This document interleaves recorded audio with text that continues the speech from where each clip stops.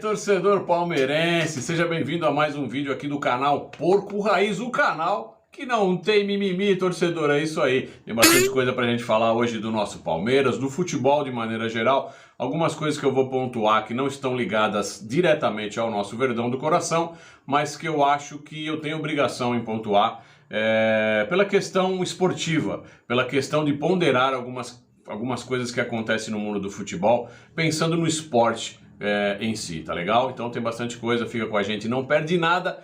Vamos pro vídeo falar de Verdão, entre outras coisas. Vamos lá. Vamos começar falando do que não tem a ver diretamente com o Palmeiras, mas que importa ao mundo do futebol, e eu queria muito pontuar aqui, trazer um pouquinho de ponderação e trazer a minha opinião com relação a isso. É o que tem acontecido lá na Gávea, uma cobrança excessiva e até abusiva, eu diria, com relação aos jogadores, à comissão técnica do Flamengo, né, aos dirigentes do Flamengo. Os torcedores estão cobrando de maneira um pouco arbitrária, no meu modo de entender, com um pouco de violência em excesso. Vou até colocar uma imagem aí do jogador chegando, não sei se foi o Léo Pereira que estava chegando aí, não sei qual é o jogador que estava chegando, e os torcedores praticamente impedindo de entrar no centro de treinamento lá do Flamengo, né?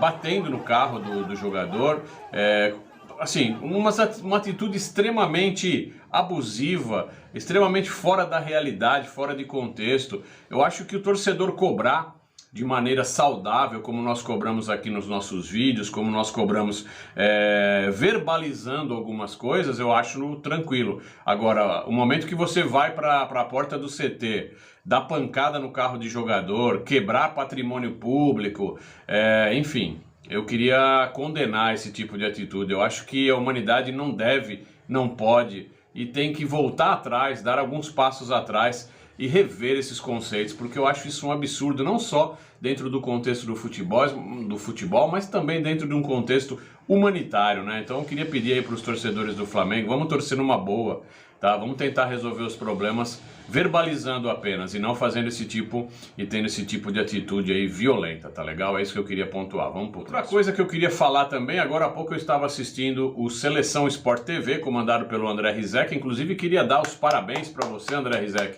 pela sua postura com relação ao que você levou para o programa para questionar o Wilson Seneme. É o Wilson Seneme? O Wilson Seneme, que é o novo coordenador de arbitragem da Confederação Brasileira de Futebol. Vou subir a imagem aí para vocês verem ele sendo empossado aí pelo presidente da CBF, né? O Wilson Seneme é um ex-árbitro e ele diz e pretende fazer uma gestão aí de 4 anos para melhorar, para otimizar toda essa questão da arbitragem no Brasil. O André Rizek pontuou muito bem fazendo uma pergunta para o Wilson Seneme com relação ao pênalti que foi marcado no Marcos Rocha e não foi marcado no Éder, que nós todos julgamos ser um pênalti numa jogada muito similar, né? Onde os braços estavam junto ao corpo e a bola bateu nesse braço que estava junto ao corpo. Isso foi perguntado pelo Rizek para o Wilson Seneme, o porquê desta diferença, né, de conceitos, por que há brechas para se ter diferenças de conceito numa jogada tão similar. E ele, assim, a gente esperava que ele desse uma resposta mais contundente, que ele assumisse mais um posicionamento efetivo, mas não, ele deu uma, como eu costumo dizer, uma sabonetada, né, torcedores?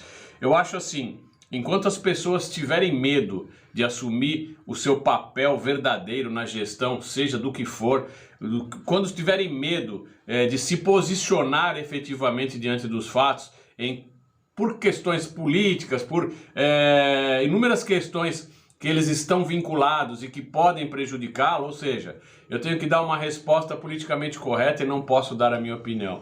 Então eu acho que esse tipo de gestor está fadado a não fazer uma boa gestão, seja onde for.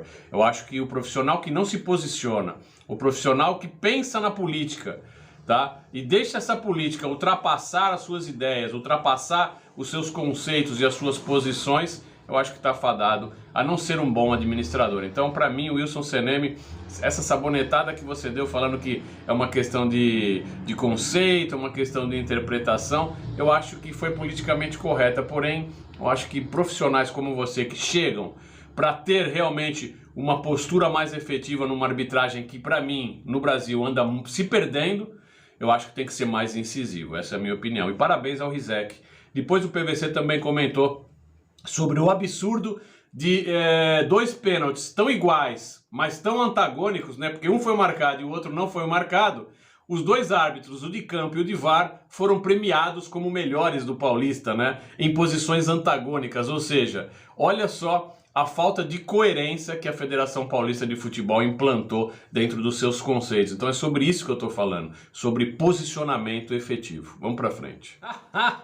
Torcedor, agora para dar uma relaxada depois de alguns assuntos que a gente tem que tratar às vezes com mais seriedade, né? Como o caso aí da arbitragem, vamos falar do Sormani. Esse é uma figura, um personagem santista, né? Daqueles torcedores mais antigos do Santos, quer dizer, mais modernos, né? Porque normalmente o torcedor do Santos, ele passou dos 60, 70 anos, né, torcedor? O que o Sormani falou dessa vez? Qual foi a pérola que o Sormani verbalizou? Porque ele só verbaliza pérolas do futebol. Dessa vez ele disse assim, torcedor, o Abel Ferreira, depois de tanto nos ouvir, né, jornalismo esportivo, de tanto ver as dicas que nós dávamos a ele, aí sim, ele mudou o jeito de jogar. Agora ele não joga mais para trás, agora ele joga para frente. Mas sabe por que ele joga para frente? Porque nós, jornalistas, se dirigindo a ele próprio, demos essa dica pro Abel e ele nos ouviu, então por isso que ele mudou. Ai, Sormani, é impressionante. O Abel, ele não demonstra as N maneiras que ele tem de jogar diante de N adversários e diante de N possibilidades, né? Ele foi atrás do que você falou. Sormani, vai dormir, meu. Pra fechar o vídeo de hoje, vamos falar da nossa pérola mais preciosa, que é o Endrick, esse atacante que vai completar agora 16 anos em julho, né? E aí sim poderá assinar um contrato profissional com o Verdão e a gente tem esperança de que ele, Endrick, seja o nosso tão esperado camisa 9 para resolver todos os nossos problemas lá no ataque, né? Mas isso tudo são filosofias, são perspectivas, nada de efetivo. O que é efetivo é que o Endrick foi convocado para a seleção sub-17, que vai disputar agora entre os dias 12 e 18 de abril, lá na França, né, a Copa do Mundo Sub-17. E o Barcelona já está mandando olheiros porque quer ficar de olho naquilo que o Endrick vai fazer lá na seleção Sub-17. Então não é só o Barcelona, né? Tem outros times interessados. Mas eu queria pontuar com relação ao Endrick, para vocês verem como que é a coisa. O negócio está fervendo em cima do Endrick. Tá todo mundo já de olho em cima do menino. O Palmeiras tem que fazer um contrato muito bem feitinho com o Endrick, hein? E que Deus nos abençoe para que esse contrato seja feito. Além do Endrick na seleção sub-17, só para pontuar e não ser injusto com os demais jogadores, nós temos mais 4 jogadores inscritos lá, tá legal? É o César, que é goleiro, o Felipe Jack, que é zagueiro, o Vitor, que é um meia, e o Luiz Guilherme, que é um outro atacante que faz dupla de ataque com o Endrick. Então, assim, provavelmente teremos uma Copa do Mundo Sub-17 muito interessante com esses atacantes do Palmeiras atuando por lá. Tá legal? A gente vai ficando por aqui. Um grande abraço. Qualquer coisa a gente volta com mais novidades para vocês. Avante palestra!